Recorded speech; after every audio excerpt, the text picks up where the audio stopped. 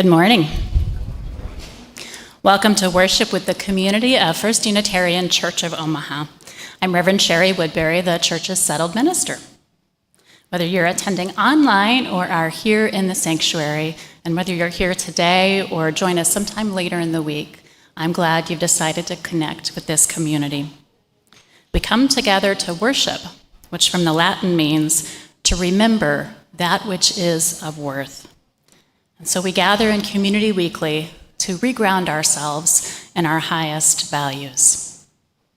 A special welcome to visitors. This congregation is a community of all ages and abilities. It is a community with a rainbow of gender and sexual identities. It is a community of diverse cultural and class backgrounds. We draw from many sources of inspiration and share common liberal religious values. Whoever you may be, we welcome you to bring your whole self into this space. If you're joining us online, I encourage you to create a YouTube account and sign in when you attend live that way. This will allow you to participate in the comments for things like joys and concerns. Anyone can also subscribe to our YouTube channel and share videos you like with others. For those here in person, there will be coffee and conversation after the service downstairs in the common room. That's out the back doors and down and around this way, or you can go out and down this way. It's the room right below the sanctuary. I have two messages from the Heart and Hand auction team. It is time to donate and time to volunteer to help make the auction happen.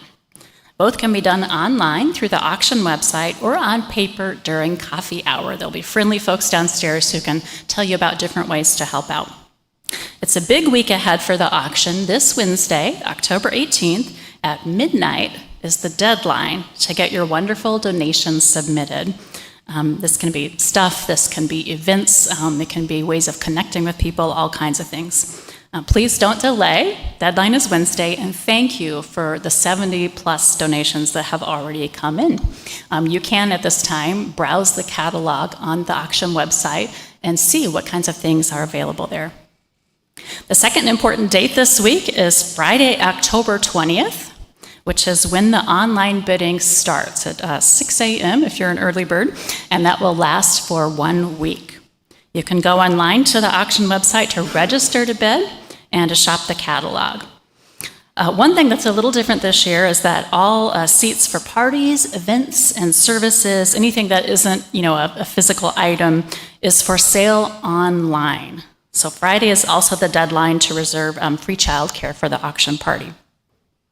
Online bidding will end Friday, October 27th at noon in preparation for the Halloween auction party that will be that evening at 6 p.m.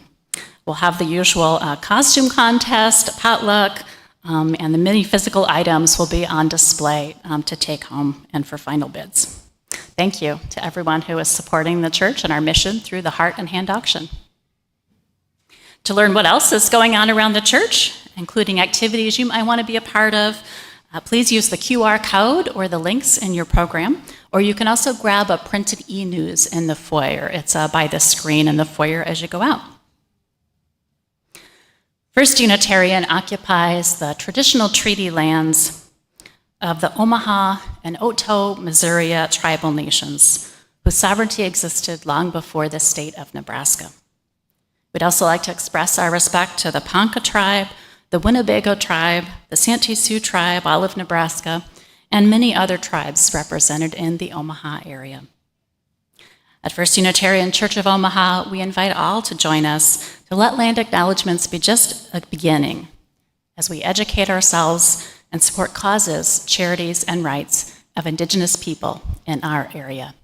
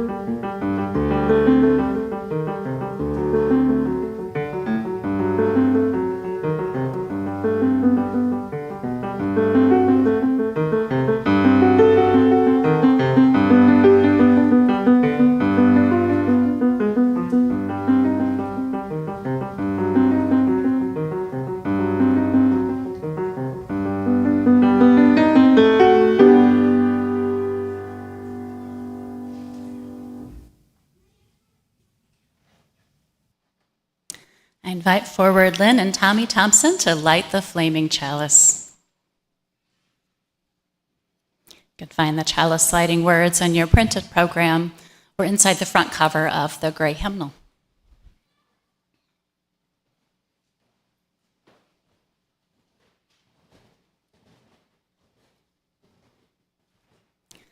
All together, spark of the Spirit, cupped in earth's embrace, light of love, alive in all creation. As we kindle this flame, we rekindle our connection to the sacred web of life. You can use the backup.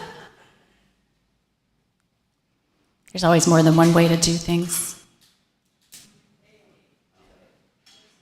Hey, Tommy got it.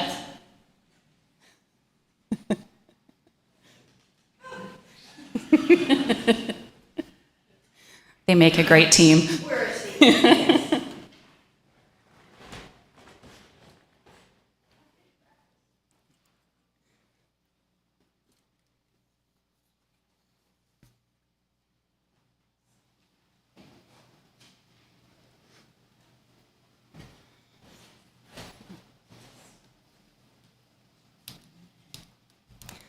Words of John Saxon.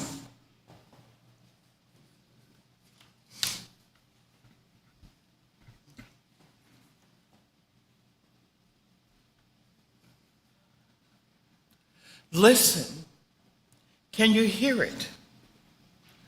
The Spirit is calling.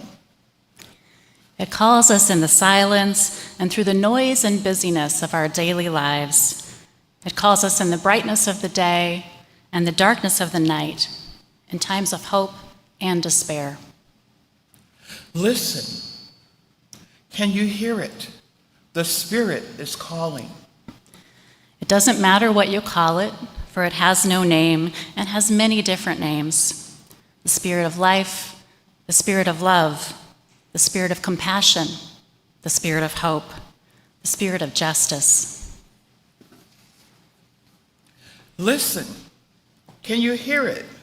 The Spirit is calling. It's calling to you and to me. It's calling us to greater wholeness, greater connection, greater service, greater love. It's calling us to heal the brokenness within ourselves, in others, and in the world. It's calling us to live more deeply. It's calling us to beauty. It's calling us to laugh and dance. It's calling us to live through the pain, life's suffering, and sorrow. It's calling us to live courageously and kindly, to speak our truth in love, and to bend the moral arc of the universe towards justice. It's calling us into community. It's calling us into the greater life of all. Listen. Can you hear it? The Spirit is calling.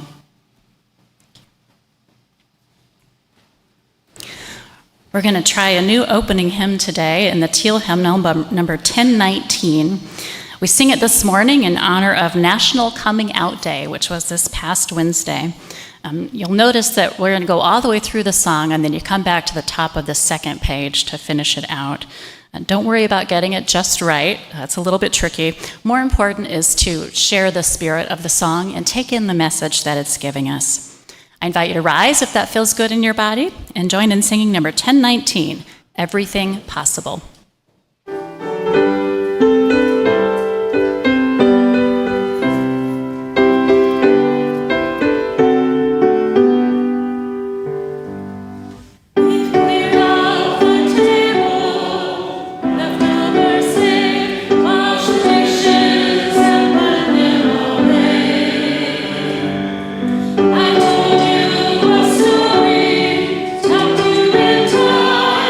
At the end of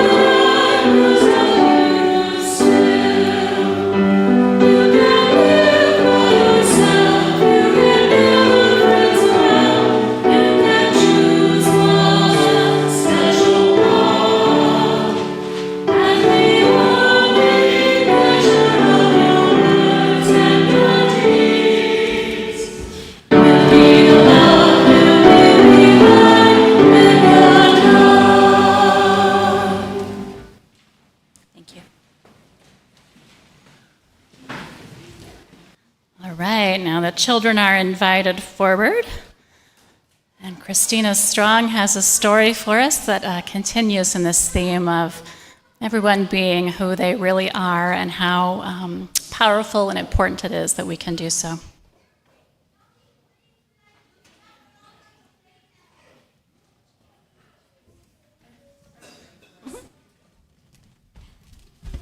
Perfect timing.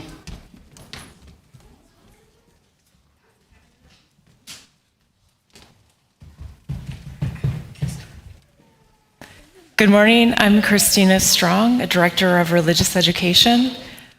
Oliver, this moved a little bit. Does it still sound okay? Awesome.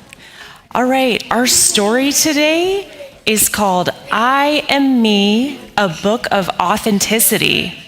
Does anybody know what authenticity means, or to be authentic? Any ideas?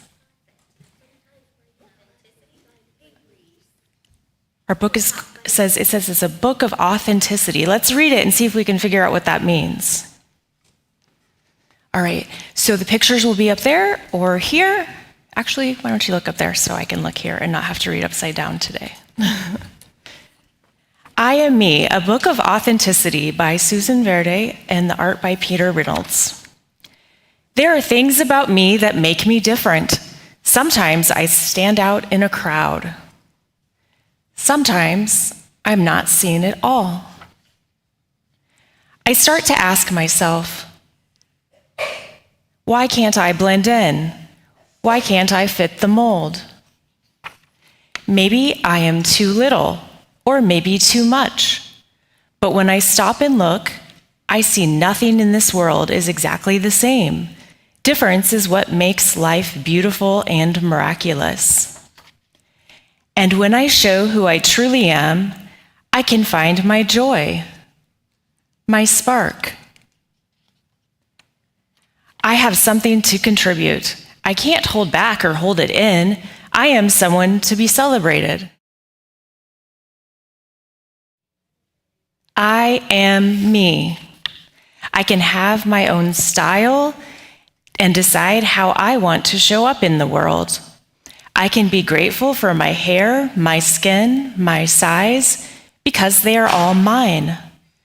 I can be proud of my body and thankful for all it can do. I can embrace that I am perfectly imperfect because that is what makes me interesting. I can dance to my own rhythm anytime I want to move and groove. I can learn from others who express themselves with confidence, even when it's hard. I can be a role model for someone who is afraid to show their own true colors. I can celebrate the things in this world that I decide are meaningful to me: love, peace, unity, hope. I can love anyone I choose fully and completely with all my heart. I can notice that every creature, small and grand, has something unique and necessary. I can know that community, connection, and acceptance exist, and I will find them. I can surround myself with those who see me, stand up for me, and support me. I can be okay knowing not everyone will understand me because I have love for myself. I don't need to hide away, hold back, or compare myself to anyone else because I am me and I matter. You are you and you matter. We are just right. Beautiful and miraculous, exactly as we are. The end. All right, I invite our elementary students to go to their classrooms. And if we have any teens that would like to join our class downstairs, you're welcome to come now too. Thank you.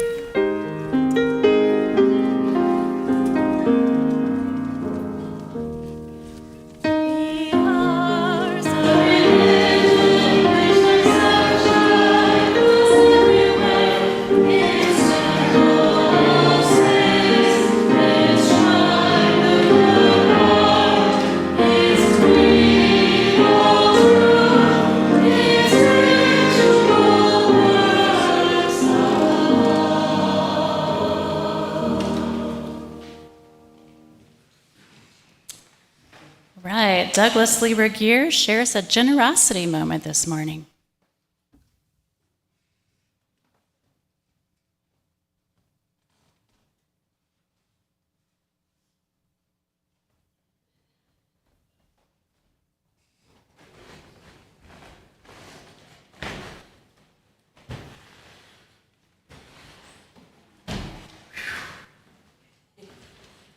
Right.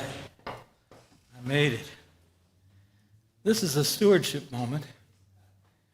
I'm looking for some balance. Looking for balance in my own life and in the church budget.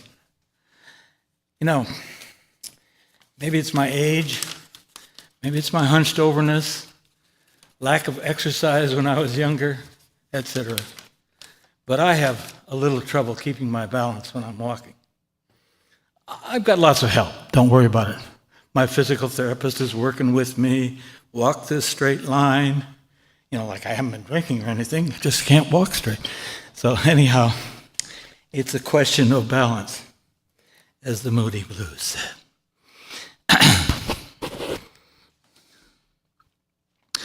But now I lean on things and people like my grandchildren and my wife and my friends. And now our church needs balance. We need your help. So, we all need to look to what we can do. Can you raise your pledge? Chris and I are going to do that. I'm offering a class on self-help in the auction.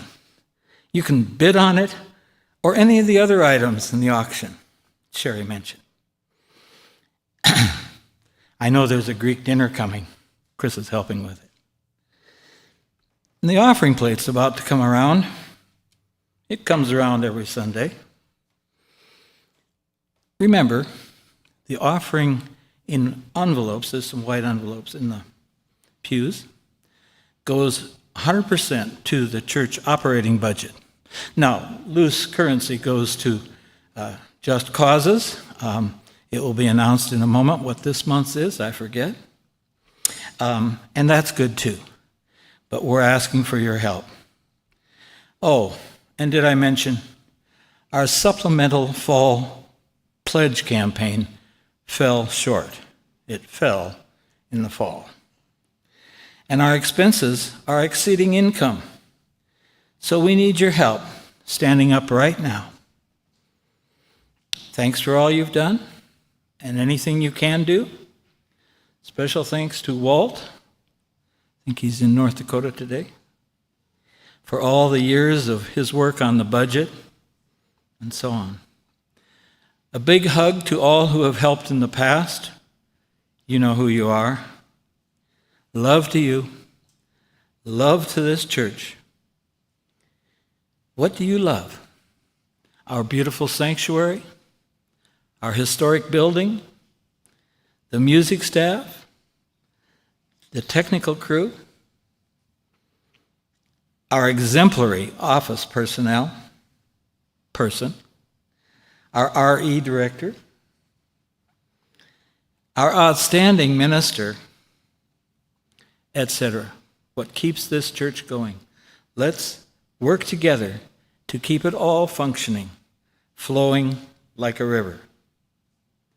I think I can keep my balance now, and I'll be coming around with the offering plate in just a few minutes. Here, I'll give you some help.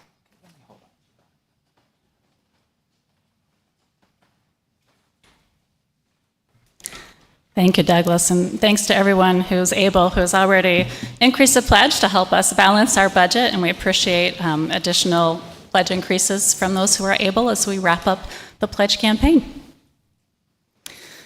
As Douglas mentioned, each week in our offering, we share our blessings with others, and half of the undesignated gifts go to a local cause which resonate with Unitarian Universalist values. If you're online or prefer to give with your smartphone, you can use the QR code or the link provided. Our Share the Plate recipient for October is the Claire Cares Food Pantry. It's almost Thanksgiving time, and our sister church, Claire Memorial UMC, is preparing to provide turkeys and other traditional Thanksgiving fare at the Clare Pantry. Inflation is hitting all of us, including those who patronize Clare's Pantry. Please give what you can to help our sister church and to serve members of the community really in need. We are grateful for your support.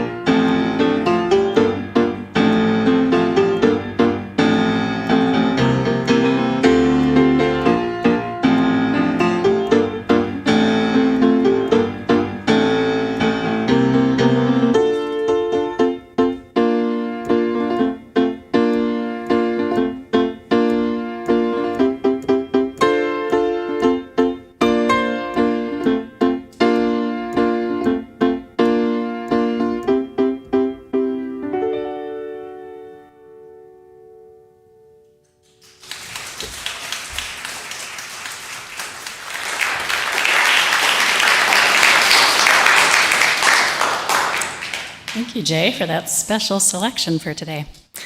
When we share our joys are multiplied and others can experience them with us.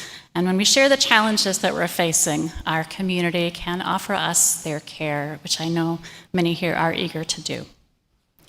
We didn't have any that were submitted in advance. Did we get any joys and concerns, ushers, in the book today? Oh, Colin's got one. Okay, come on up.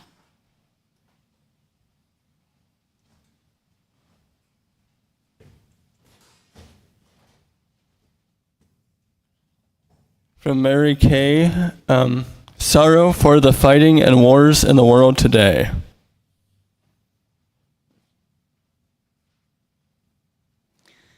Thank you, Mary. I know Israel and Palestine are on many of our hearts, the loss of life and the prospect of much more loss of life, including civilians. Let us draw into the circle of care of this community all who know both joy and difficulty, whether they are here in this sanctuary, whether they are our loved ones out there somewhere, or the most vulnerable people in the world, those who are poor, those who are in war zones, those who suffer under occupation. Let's sing together, centering song number 123, Spirit of Life. If you know it well and want to close your eyes, feel free.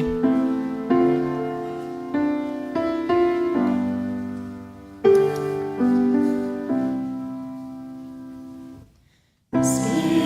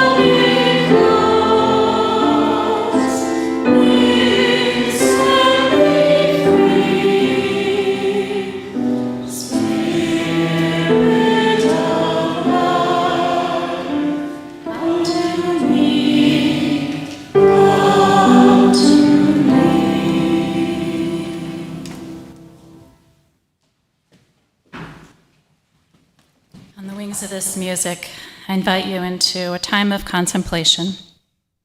You may wish to make your body comfortable and rest your eyes. I'll share a common prayer, followed by a time of silence for your own inward contemplation. And I'll end that silent period with the sound of the bell. First, I share these words of the heart, inspired by and adapted from the words of several people. Reverend Dr. Jackie Lewis from Middle Church in New York City, Dr. Sala Kolaki from Los Angeles, Rabbi Sheila Weinberg, as shared by the Charter for Compassion, and the president of our Unitarian Universalist Association, Reverend Dr. Sophia Betancourt. A prayer combining all of their words. Spirit of life, to love one another may sound simple, but in moments of violence, it is the practice of deep faith and deeper conviction. May we remember the interdependence of our paths and our lives. As we call our collective attention to this violent moment, may we acknowledge this moment is not isolated from history or context. Two peoples, one land, three faiths, one root, one earth, one mother, one sky, one beginning, one future, one destiny, one broken heart, one God, one love, one humanity. We set our attention on those who have died, those who have lost loved ones, and those who are in danger in this very moment. Grant us a vision of unity. May we see the many in the one and the one in the many. Guide us gently and firmly toward each other, toward peace. Violence is not conditional. You cannot kill people and kidnap children, then point to circumstances to say that isn't truly violent. Freedom is not conditional. You cannot wall people in, prohibit their departure, subject them to random attacks, then say that they are free. May we advocate for paths to less hardship and greater freedom. May we not allow grief and anger to erase another's humanity. For Islam teaches peace. For Judaism teaches repair. For Christianity teaches love. Our own Unitarian Universalism teaches justice. All religious traditions call us toward these themes and to nonviolence when not warped into tools of war. We are one global family living tenuously on the same human-impacted earth. Let us center ourselves in justice as we call for peace. Let us remember that the root of justice is love.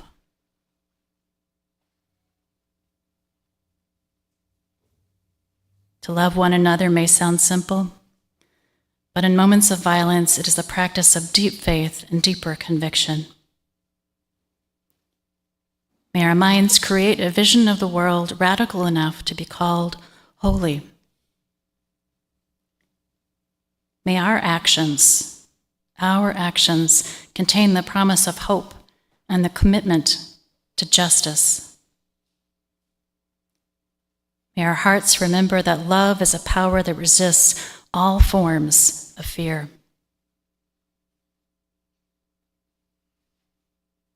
Spirit of life, come unto us.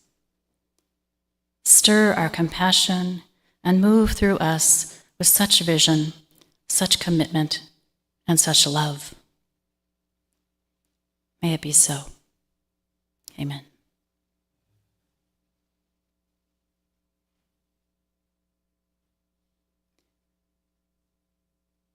Time of silence for your own prayer or simply breathing.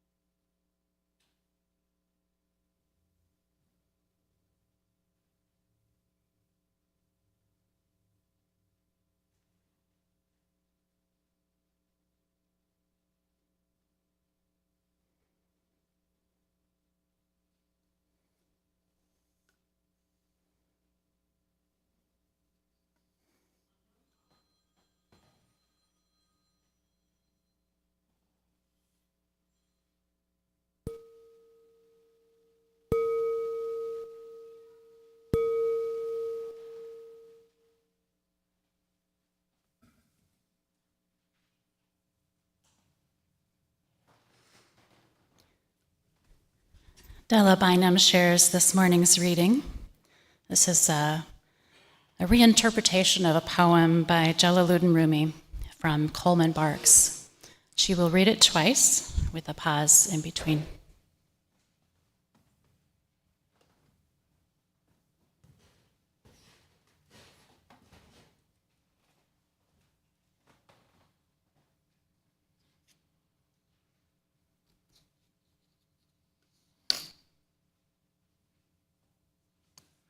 The beauty you craved in things was always my face seen through a veil. Turn around. See now where beauty comes from. Try another way of looking. Try you looking and the whole universe seeing you.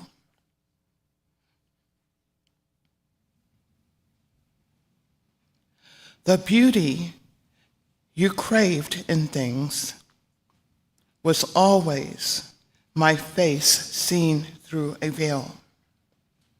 Turn around. See now where beauty comes from. Try another way of looking. Try you looking and the whole universe seeing.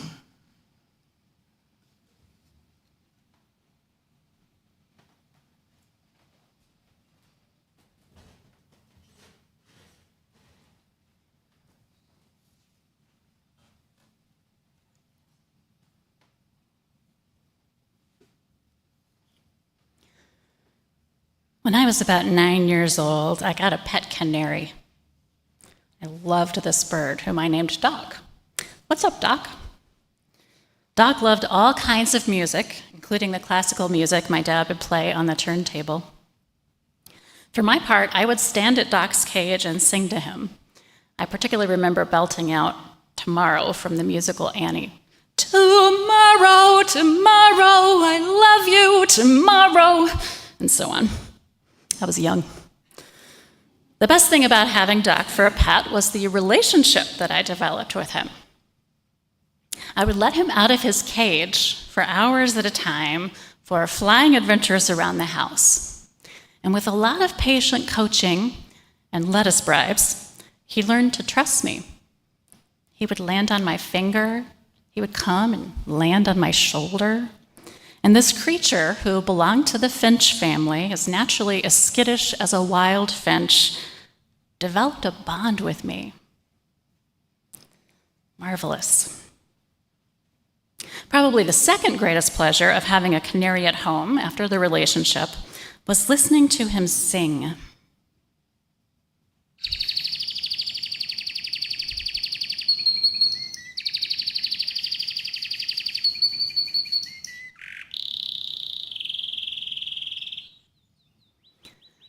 It seemed obvious to me that Doc enjoyed singing just as much as I liked listening to him. Little did I know that Charles Hartshorne, a published expert on birds, had come to the same conclusion a decade before when writing Born to Sing, an interpretation and survey of birdsong. Hartshorne had no quarrel with those who pointed to the motives of mating and territory to explain birdsong. But he observed that birds did plenty of gorgeous singing when they weren't wooing a mate or proclaiming territory, when there seemed to be no obvious purpose for it. His conclusion? Birds like to sing. Birds like to sing.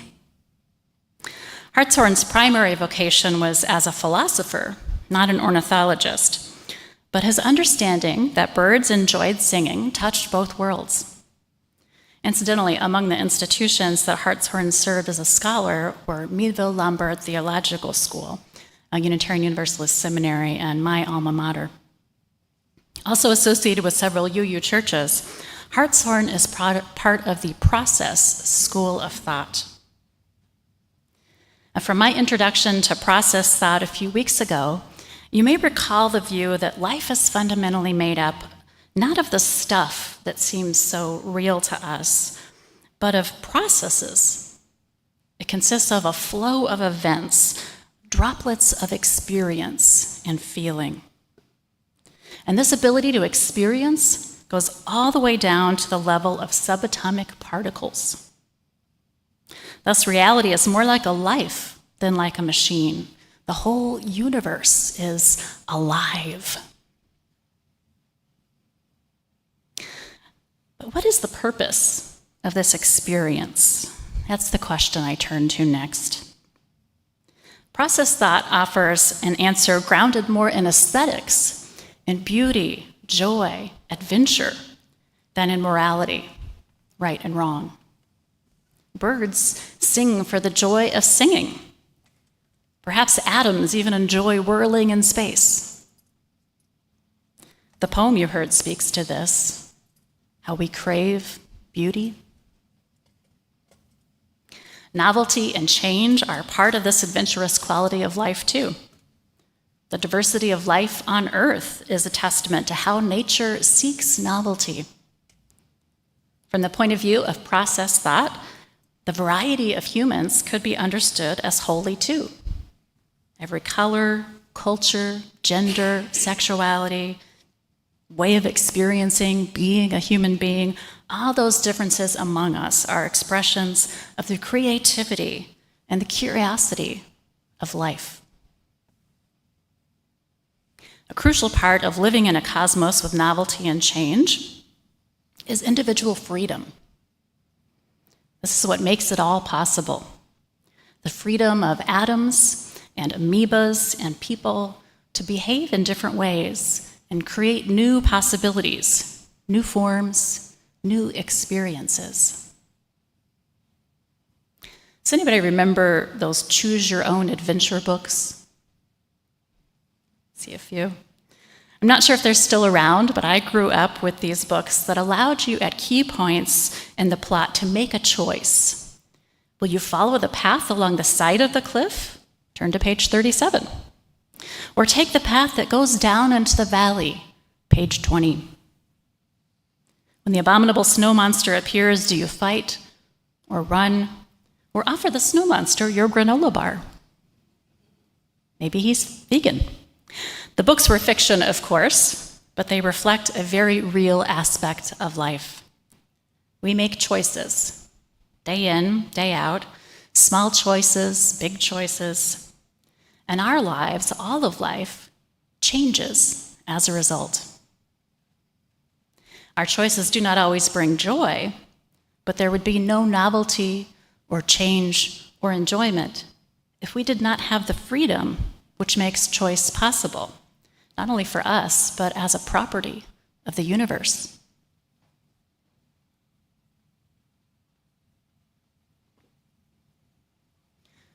The spirit of Blue Boat Home that I love belongs to all of life. This is a favorite song from our own UU bard, Peter Mayer, that plays in my heart.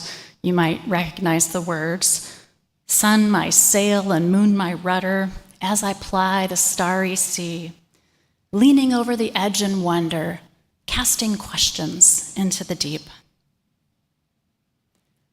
The spirit of adventure and of taking in all the beauty of our wondrous blueboat home, that's consistent with process thought and how it understands the nature of reality.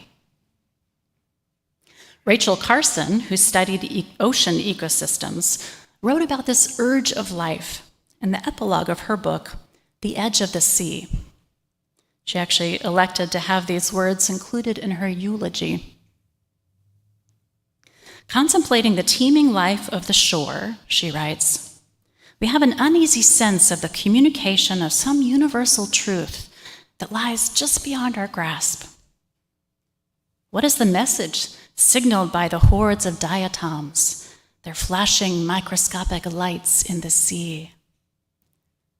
What truth is expressed by the legions of barnacles, whitening the rocks with their habitations, each small creature within finding the necessities of its existence in the sweep of the surf?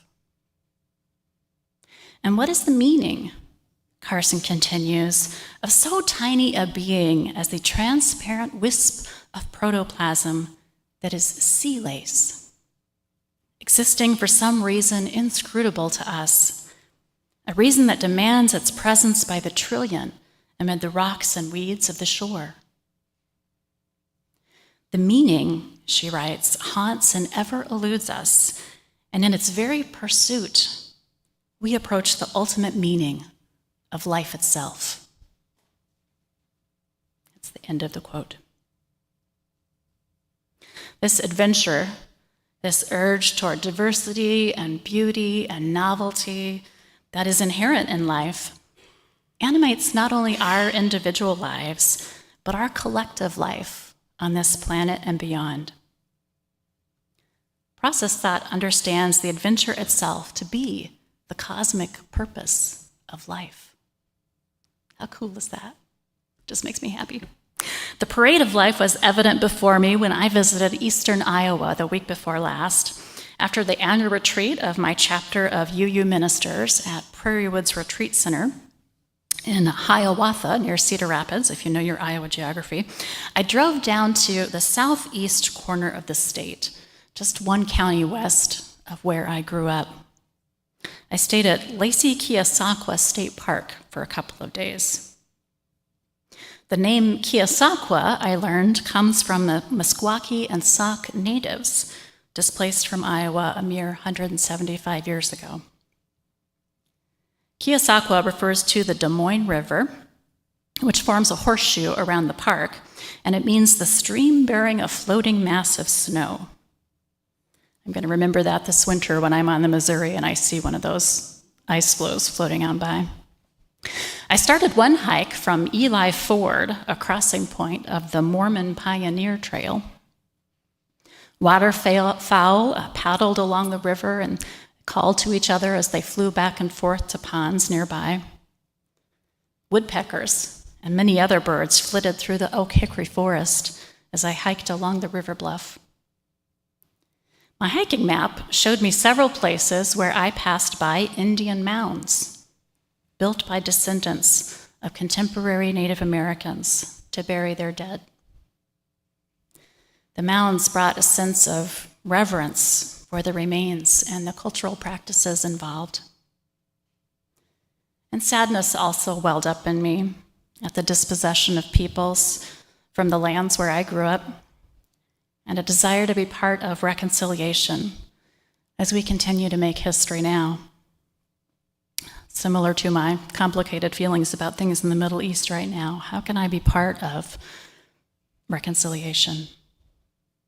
I reached the far point of my hiking loop at the gatehouse and lodge built by the Civilian Conservation Corps in 1935. There was a life-size sculpture honoring the CCC workers and an enclosed memorial structure that gave more information across geological and archaeological time about that area. Here are a few tidbits. The river exposes rocks and fossils from a tropical inland sea that covered Iowa millions of years ago. Like the Missouri and the Mississippi rivers, the Des Moines River that I hiked along began from the meltwaters of glaciers that came later. Mammoth teeth and bones found near Iowa's rivers, as well as spear points, indicate a possible food source of long ago indigenous people. A much more recent event, significant to European settlers in the area, got on my radar on this trip too, the amicable conclusion of the Honey War in 1939. Apparently the boundary between Iowa and Missouri was in dispute, and this particularly involved the ownership of bee trees in this bend of the Iowa River, of the Des Moines River, hence the name, the Honey War. I was struck by this thought. Had the Honey War ended differently, I might identify as a Missourian, not a native Iowan. At Keosauqua, I became increasingly conscious of not only how natural forces shape the ecosystem and all its inhabitants, but how human choices have shaped it too. Choices continue to shape our lands and communities, making all the difference in what happens next. Let us pause for a musical meditation on human choices.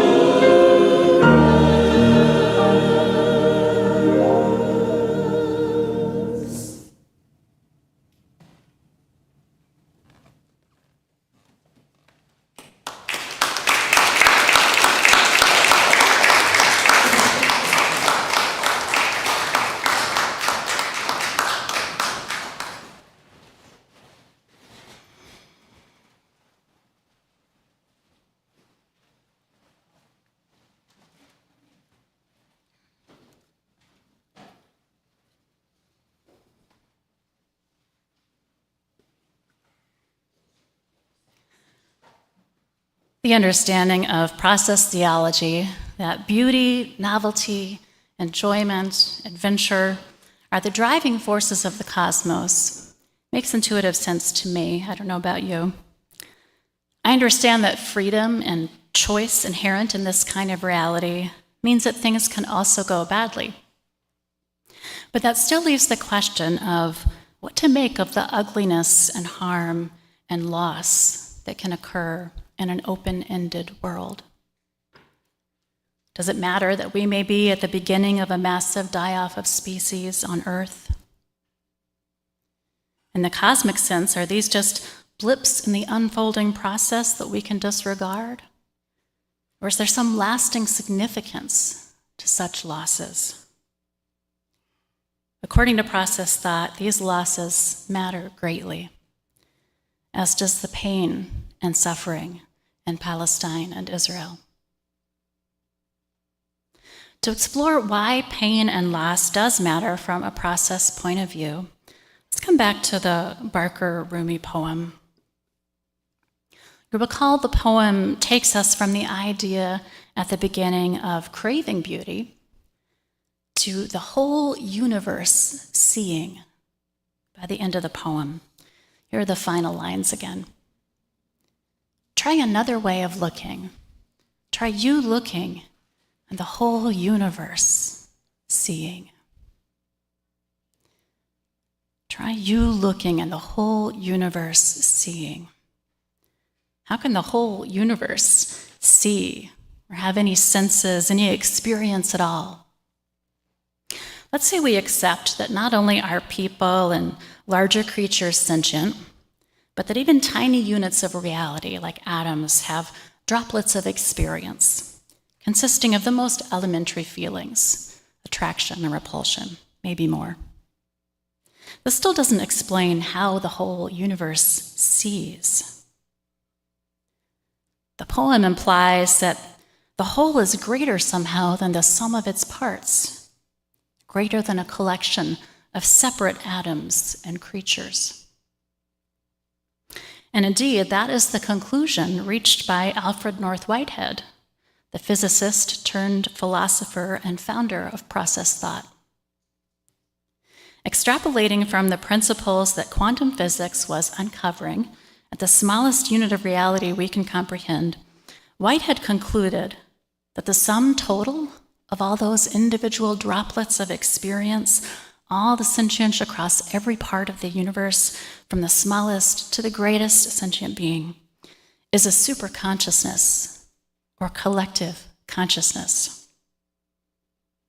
A whole that encompasses all experience within one awareness. Now, a note about language.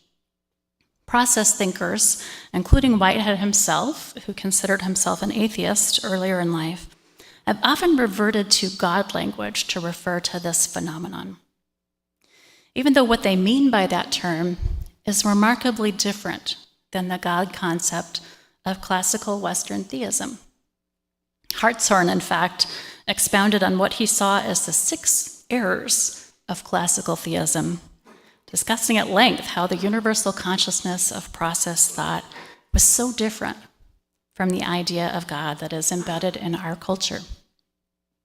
So to avoid confusing these different concepts, I'm going to refer to this overarching awareness using the language of Great Spirit, as the indigenous people do, or simply cosmic consciousness, rather than God. So the cosmic consciousness is made up of all the droplets of experience felt by all the individuals within the cosmos. It then follows that my experience, my looking, is the whole universe seeing. Your joy, holding a new grandbaby, my canaries' pleasure in singing, the sorrow of millions of creatures facing extinction, the fear and death in Gaza and Israel. It is all taken into the cosmic consciousness. It is all experienced by the Great Spirit. The joy and the pain of every sparrow every canary, every person.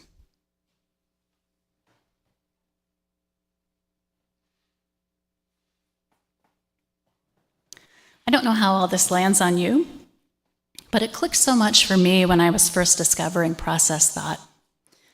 Years before, I had read a scientific description of holograms and was struck by the hologram as a metaphor for our underlying reality. Not only is the whole hologram made up of all of its parts, but even the tiniest piece of a hologram contains the whole image within it.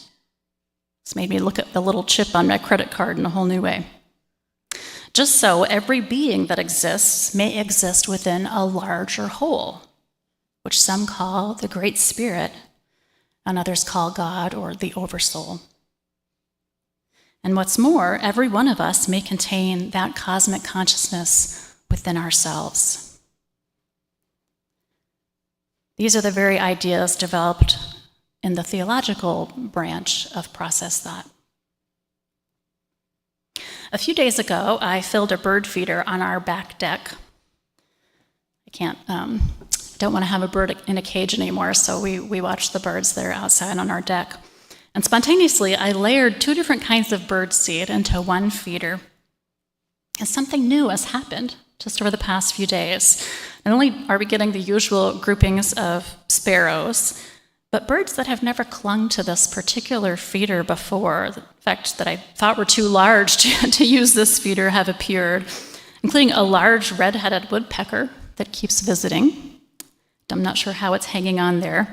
A nuthatch has also shown up at this feeder, and the first junco of the fall showed up on our deck yesterday. From the point of view of process thought, my pleasure in seeing these birds and the new birds' enjoyment of the seed became part of the cosmic experience. The converse is true too. Pain also registers in the soul of the whole. When a child is bullied at school, when a woman is raped, when the poor are forgotten while the rich get richer, when a people suffer under occupation and deprivation, or when a people are terrorized by rocket attacks, none of them suffer alone. In the process understanding, all of that pain of all of those people is also felt by the Great Spirit. Which brings us to that big theological question. Why do bad things happen?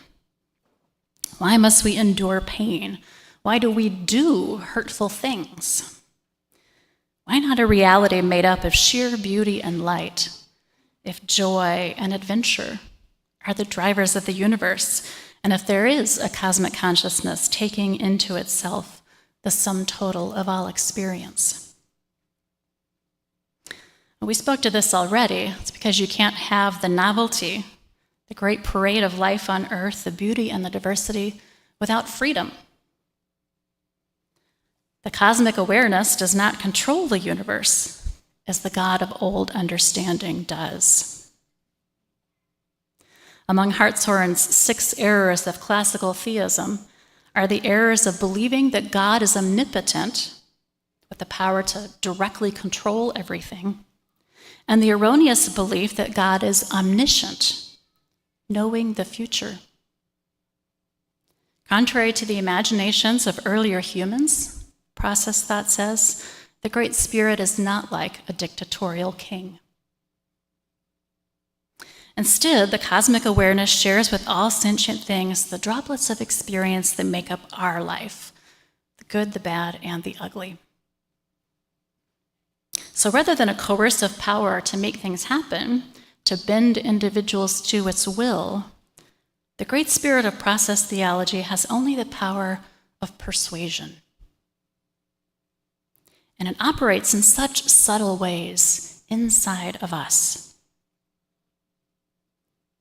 In the process understanding, the cosmic awareness is continually drawing us through our desires, our conscience, our empathy, toward choices that will create more beauty and joy, not only for ourselves, but for all of life. Process theology uses the language of lure. Individuals who follow the lure of the cosmic consciousness are moving toward joy and beauty and well-being for all of life. Now, since we have freedom and are imperfect and still learning ourselves, we do not always choose that which brings the greatest joy to ourselves or to the whole. Sometimes we do harmful things, sometimes very harmful things.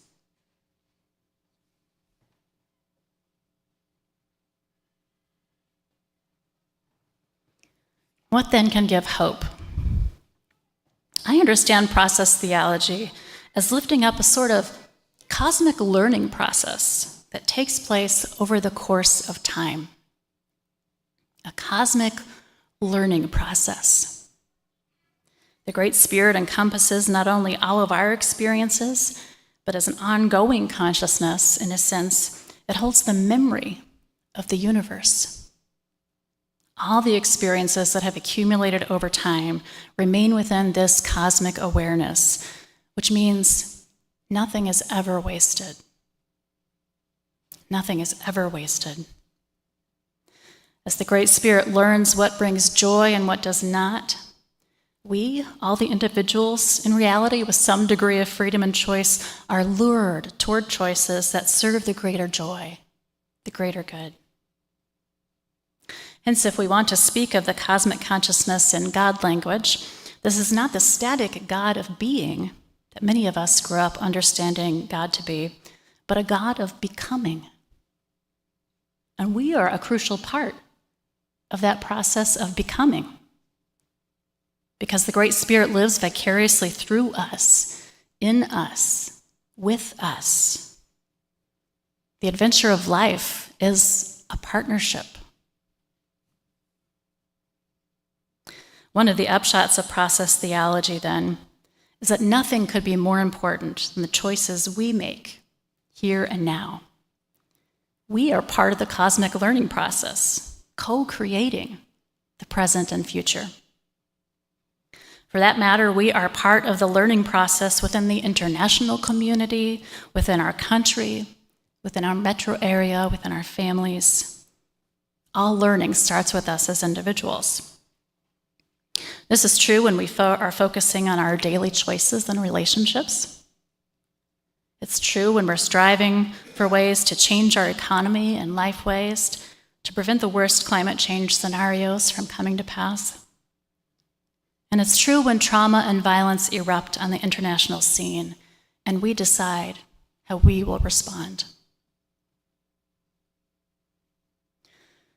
I'm guessing that many of you are heartsick, as I am, about the violence in the Middle East and the momentum that is building for yet more carnage, including civilians.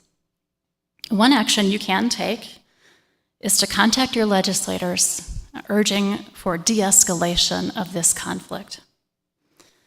Our Side with Love team is taking a stand in support of de-escalation, and there will be information in tomorrow's Joys and Concerns e-blast that you can use as you reach out to legislators if you choose to do so. Several members of our Side with Love team will also be at a table in the common room after the service this morning and be glad to listen to how you're feeling about the situation, talk about what we can do, and connect with one another around this very troubling issue. From a process understanding, as we learn, as we suffer, as we enjoy, the cosmic consciousness will be learning, suffering, and experiencing joy right along with us. And that Great Spirit will be drawing us toward the choices most life-giving for all. May we be sensitive to that pull within ourselves and respond faithfully to it. May we do our best to learn, to reduce suffering and maximize joy for all beings, so that this adventure of life will be beautiful for all of the individuals that make up our blue boat home in this vast and mysterious cosmos. May it be so. Amen. I invite you to rise if that feels good to your body and join in our closing hymn, number 1064, Blue Boat Home.